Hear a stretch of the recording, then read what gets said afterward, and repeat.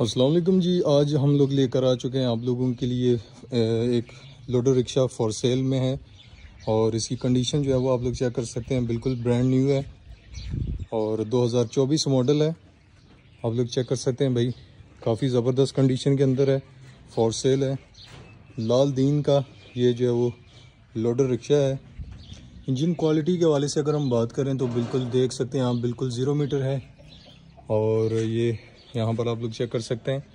Meter reading के हवाले से अगर हम बात करें तो भाई 9242 किलोमीटर जो है वो ये चला हुआ है और काफ़ी ज़बरदस्त कंडीशन में है। और इसकी प्राइस के हवाले से अगर हम बात करें तो भाई जो कस्टमर डिमांड कर रहा है 4,10,000 रुपये और 2024 मॉडल है। जो लोग ख़रीदना चाहते हैं, सीरियस बायर हैं, वो कमेंट्स बॉक्स के अंदर जो है वो अपना नंबर लिख कर जो है वो मैसेज कर सकते हैं। शुक्रिया।